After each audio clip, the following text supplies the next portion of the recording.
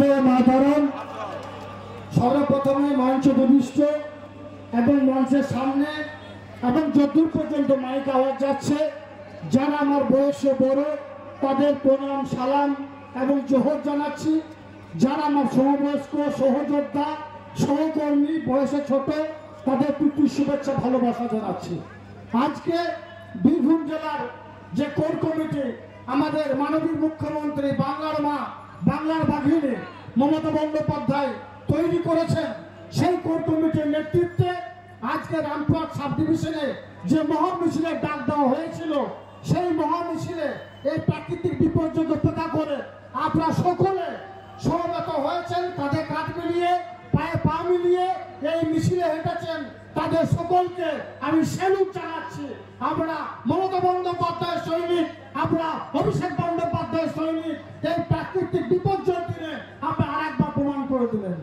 আমরা জানেন এই বাংলার বুকে আমাদের মাননীয় মুখ্যমন্ত্রী মমতা বন্দ্যোপাধ্যায় 2011 সালে বাংলার মসজিদে বসার পরে 2011 থেকে 2025 মাত্র কয়েক বছরের ব্যবধানে অভাবনীয় পরিবর্তন ঘটিয়েছেন। শিক্ষা, স্বাস্থ্য, কর্মসংস্থান, সুশাসন, বাসস্থান প্রত্যেকটি ক্ষেত্রে।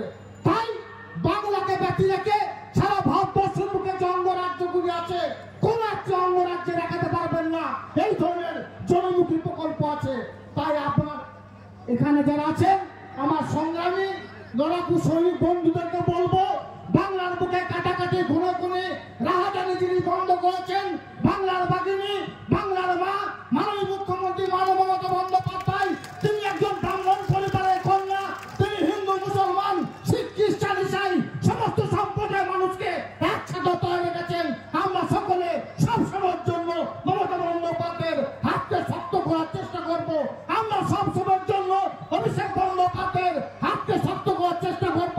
আগামী 26 নির্বাচনে বীরভূম জেলার যে 11টা বিধানসভা আছে মমতা বন্দ্যোপাধ্যায় অভিষেক বন্দ্যোপাধ্যায় যাকে সিলমোহর দেবে যাকেই দাঁড় করাবে তাকেই আমরা জিতাবো এবং বিরোধীদের নাস্তানাবুদ করে ছাড়বো। আজকের এই জনসভাতে আমাদের সকলের এই শপথ নেওয়া উচিত বলে আমি মনে করি। সকলে ভালো থাকুন, সাবধান থাকুন। অনেক বক্তা আছে, বক্তব্য রাখবে। দিনের শেষে একটাই কথা বলবো, আমরা সকলে আমাকে বীরভূম জেলার সভাধিপতি আসনে বসিয়েছেন।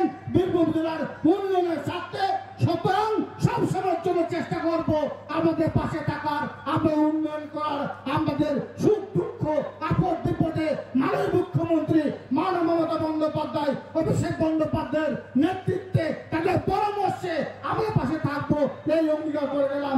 ভালো থাকবো।